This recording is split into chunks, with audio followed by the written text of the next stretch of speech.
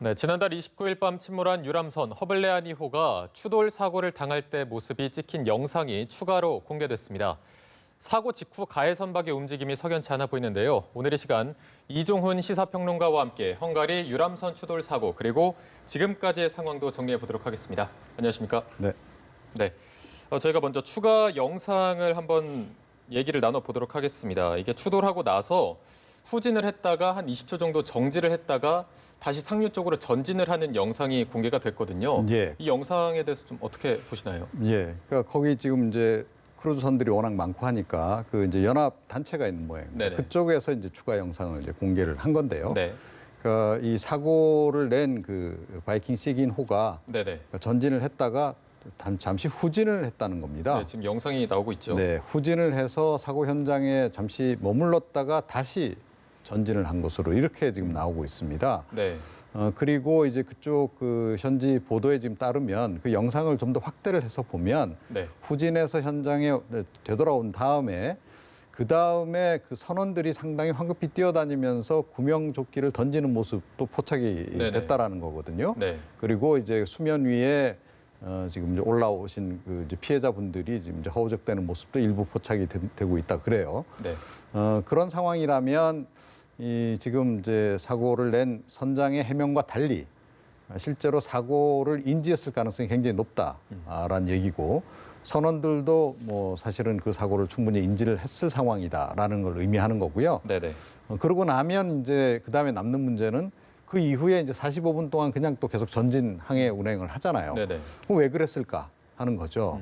그리고 이제 잠시 되돌아왔다가 다시 올라가면서 그 중간에 이제 신고를 한 것 같아요. 근데 10분 뒤에 신고를 했다는 겁니다. 네.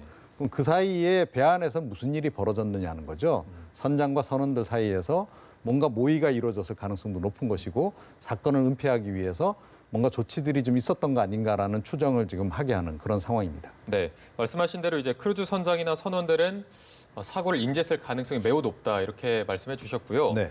또 이게 구명조끼 같은 거 던지면서 구조 활동을 벌이기도 했는데 그게 그렇게 적극적으로 보이진 않았거든요. 그 그렇죠. 이유를 저희가 좀 알 수 있을까요? 그러니까 그게 이제 보통 해상 사고 발생했을 때 상황하고 네. 상당히 이제 다르다는 거죠. 통상적으로는 이제 보통 가해 선박들이 사고를 인지를 많이 합니다. 그래서 곧바로 신고를 하죠. 네네. 우리 같으면 이제 해경에 곧바로 신고를 합니다. 그리고 이제 바로 구조 활동에 들어가는 거죠. 그리고 이제 인접 선박들에게도 이제 무선 통신을 하죠. 그래서 인접 선박들도 모여서 함께 구조 활동을 하는 것이 일반적인 경우 네. 아니겠습니까? 이제 그렇지 않다면 사실은 뺑소니인 거죠. 사고를 내고 그런 경우인데 이번 같은 경우에 보면 그 영상을 보게 되면 되돌아왔다라는 건 사고를 인지했다는 게 분명한 거고 부분적으로 구조 활동을 전개를 했는데 지속적인 구조 활동을 전개하지 않고 그대로 그 현장을 떠났다라는 거예요. 그래서 그러니까 역시 이제 이건 뺑소니로 볼 수밖에 없는 이제 그런 그 상황인 것이고, 네.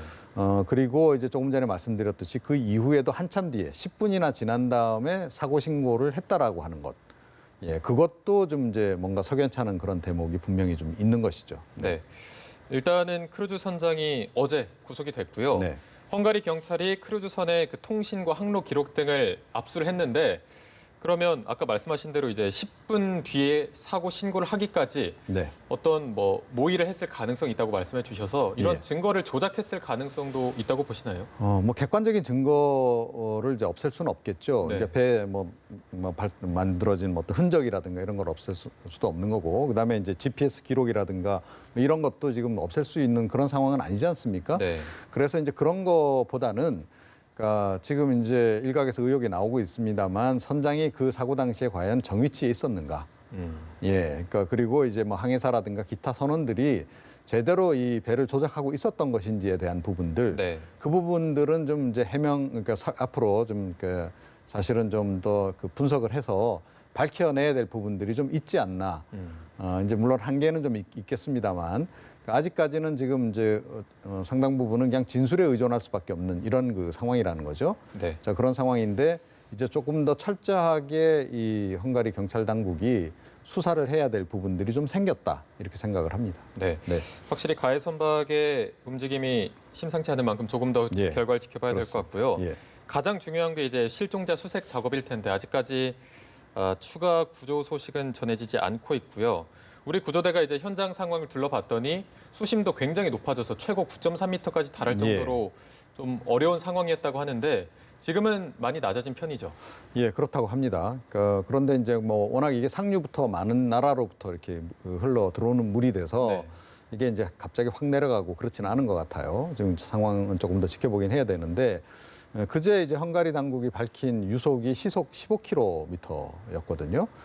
그런데 어제 이제 우리 지금 현장 팀에 이제 따르면 한 5 내지 6m 정도 속도가 많이 줄었다라는 거죠. 네. 자, 그와 더불어서 이제 아무래도 수심도 지금 낮아지고 있는 그런 상황인데 수심도 헝가리 당국이 최초에 밝혔던 게 뭐 대략 한 7m, 8m 정도였는데 그거보다는 조금 더 깊었던 것으로 지금 이제 전해지고 있습니다. 우리 네. 쪽에서는 한 9m 정도 이렇게 보고 있다 그래요.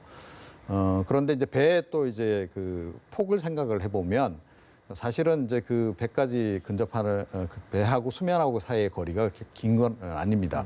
뭐한 3m 정도 그런 네. 내외 정도인 것 같아서 사실은 잠깐만 내려가면 되긴 하는데 문제는 속도인 거죠.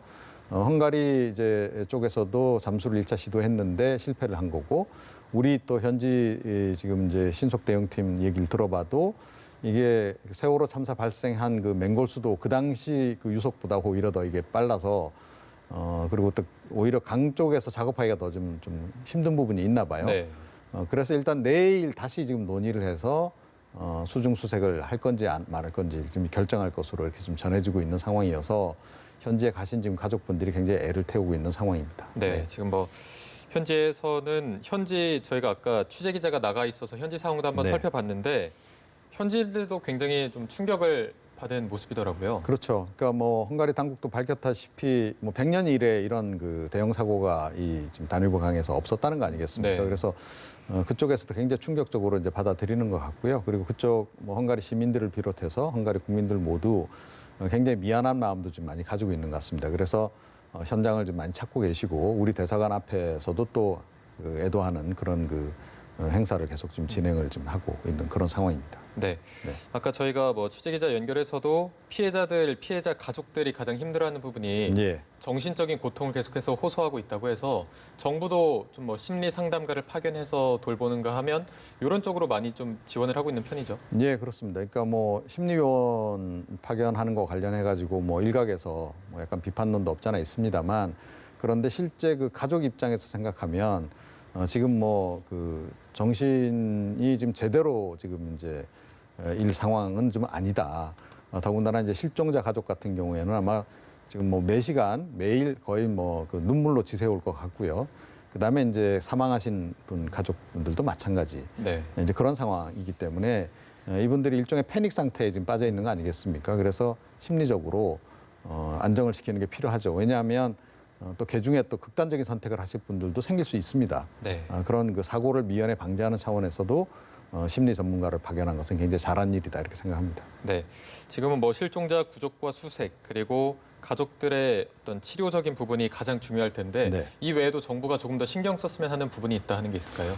지금 뭐 수중 수색을 빨리 재개를 하는 것이 일단은 이제 가장 급선무가 아닌가 생각을 합니다. 그래서 혹시라도 살아계실지 모르는 이제 생존자 구조를 빨리 해야 되는 부분이 있고요.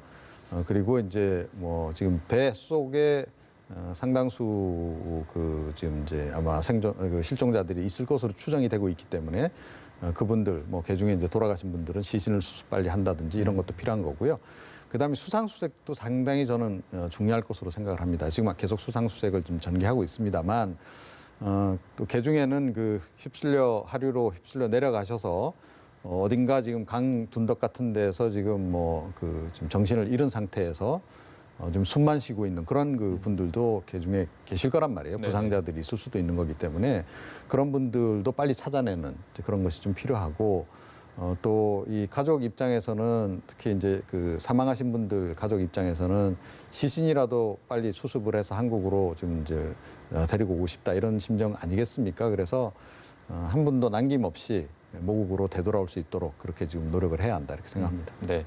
이게 안타까운 사고인 만큼 국내에서도 뭐 축제 같은 게 취소되기도 하고 예, 축소돼서 그렇습니다. 진행되기도 하고 해외에서도 추도 물결이 이어지고 있는 걸로 알고 있는데 어떤 네. 상황인가요? 예, 그러니까 뭐 이런 분위기에서 뭐 이런 축제를 진행할 수 있는 그런 상황은 아니죠. 이제 그럼에도 불구하고 계획된 일정이 있기 때문에 이제 진행을 하지만 최대한 이제 조용하게 이제 치르는 이제 그런 상황이고요. 네. 뭐 아시다시피 이제 그 해외 관광 관련한 업체들은 일단은 그 이런 유람선 관광은 다 지금 취소를 한 그런 그 상황이고 또 국내에도 또 유람선이 또 적잖이 있지 않습니까? 그리고 또 뭐 개중에 노후한 선박들도 있기 때문에 그 점검도 관계 당국에서 지금 이제 다시 나선 그런 그 상황입니다. 네. 네. 저희가 마지막으로 하나만 더 살펴보면 지금 자유한국당 민경욱 대변인의 발언이 굉장히 논란이 되고 있거든요. 예.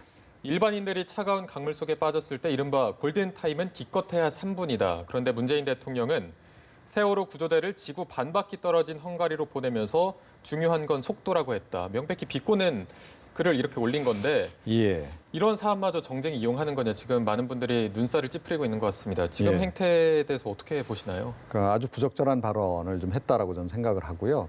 그러니까 이 골든타임은 사람에 따라 좀 차이가 있는 거 아니겠습니까? 네네. 그러니까 이제 바로 이제 뭐 물속으로 잠겨버렸다, 찬물 속에 잠겨버린 그런 경우도 있겠지만, 그러니까 제가 조금 전에 말씀드렸듯이 하류로 흘러가신 분들도 있는 거고, 그 다음에 이제 뭐 그 에어포켓 얘기를 합니다만, 그 우리 국내에서 사실은 그 낚싯배 같은 경우도 전복됐을 때 그 배 밑에 그 에어백에 의존해 있다가 또 생존하신 분들도 있고 하단 말이에요. 네. 근데 그렇다면 우리가 끝까지 희망의 끈을 놓쳐서는 안 된다. 그리고 이 민 의원이 발언한 그 시점이 그런 그 희망의 끈을 놓기에는 너무 이른 시점이 아니었나 이렇게 좀 생각을 합니다. 그리고 본인도 세월호 참사 당시에 그 청와대 대변인 하면서 부적절한 그런 행동을 해서 논란의 주인공이 됐던 바가 있는 상황 아니겠어요? 네. 그럼 이런 반문을 할 수밖에 없는 거죠. 그럼 그때 이미 뭐 이런 그 3분밖에 시간이 없다라고 골든타임이라고 생각해서 그때 초동 대처를 그렇게 부실하게 했던 것이냐라고 반문을 할 수밖에 없다는 겁니다. 그래서 이런 때일수록 더욱더 그 스스로를 좀 되돌아보고 발언하는데 좀 조심을 해야 한다 이렇게 생각합니다. 네, 알겠습니다.